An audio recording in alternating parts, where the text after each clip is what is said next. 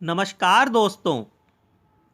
आज के हमारे वीडियो का मुख्य विषय है भगवान श्री विष्णु जी की पूजा में विहित एवं निषिद्ध पुष्प, अर्थात कौन कौन से पुष्प हमें और आप सबको भगवान श्री विष्णु जी की पूजा में चढ़ाने की अनुमति शास्त्रों ने दी है और कौन कौन से पुष्प हमें भगवान श्री विष्णु जी की पूजा में प्रयोग नहीं करने चाहिए।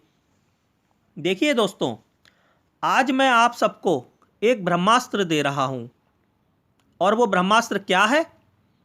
वो ब्रह्मास्त्र है तुलसी पत्र।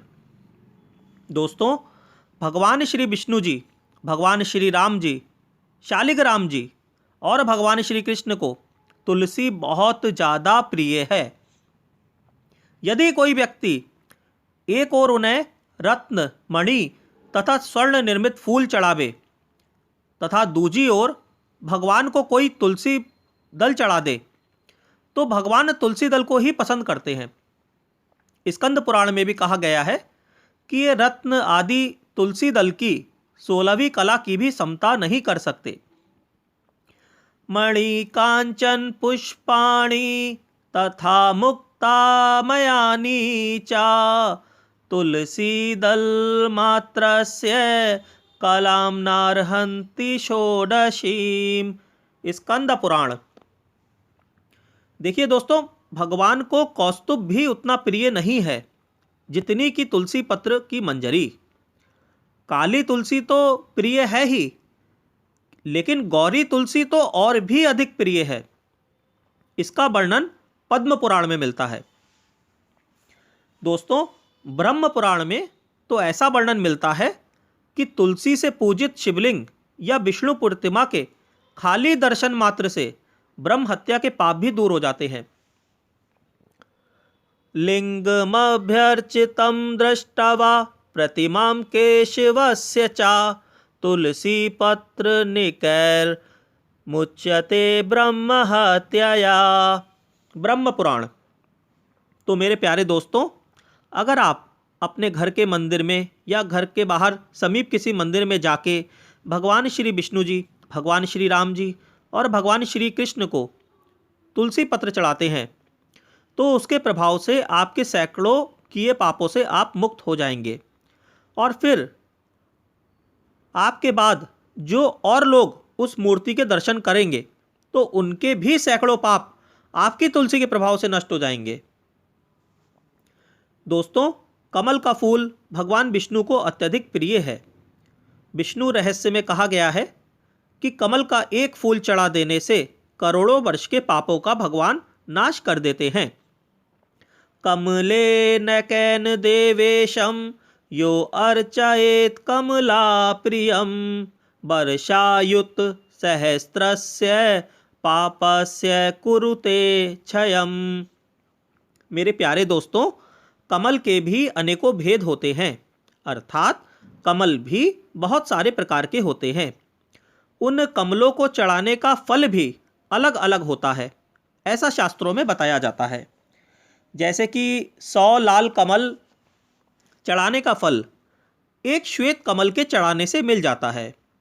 इसी प्रकार लाखों श्वेत कमलों का फल एक नील कमल से और करोड़ों नील कमलों का फल एक पद्म से मिल जाता है। और यदि कोई भी किसी भी प्रकार से केवल एक पद्म अगर भगवान विष्णु को किसी तरह चढ़ा दे तो फिर उसके लिए बैकुंठ में एंट्री पक्की हो जाती है। दोस्तों, पद्म को चढ़ाने का महत्व अवर्णीय है। तो इस प्रकार आप लाल कमल, सफ़ेद कमल, नील कमल जो भी आप सबको उपलब्ध हो पाए वह भगवान को चढ़ाने का मौका आप छोड़ें नहीं। क्या पता आपका कौन सा एक अच्छा कर्म आपके लिए किस रूप में लाभ करा दे। और भी बहुत सारे पुष्प भगवान विष्णु जी की पूजा में प्रयोग किए जाते हैं, बस उन्हें शास्त्रों द्वारा निषिद्ध किया हुआ नहीं होना चाहिए।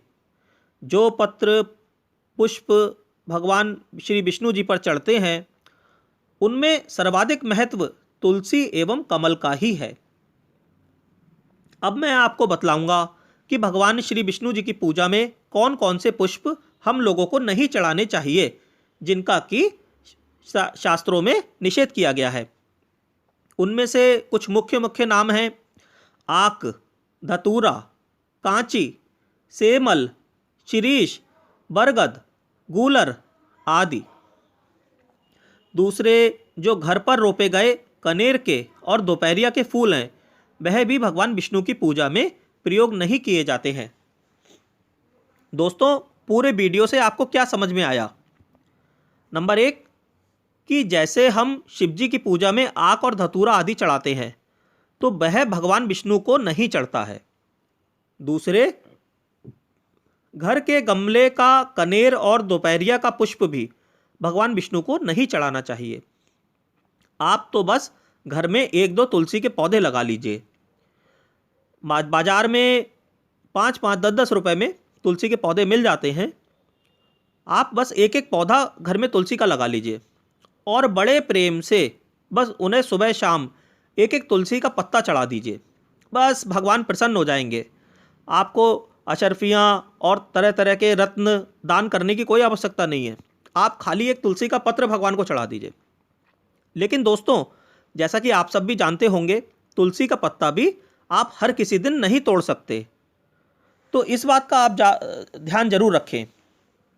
मेरी बात मान के अगर आप भगवान को मंदिर में या घर पर ही तुलसी पत्र भगवान को चढ़ाना शुरू कर दें, तो आपको क्या क्या प्राप्त हो सकता है, ये आप सपने में भी कभी सोच नहीं सकते। दोस्तों, हम लोग खाली पैसे की वैल्यू समझते हैं कि जो महंगा है वो अच्छा है, जो काम फ्री में बन जाए तो लगता है कि क्या वास्तव में ऐसा होता भी है कुछ। लेकिन दोस्तों, भगवान को आप पैसे दिखा के या डरा के इम्प्रेस नहीं कर सकते। तो जो उनको अच्छा लगता है वो करेंगे, तभी वो प्रसन्न होंगे।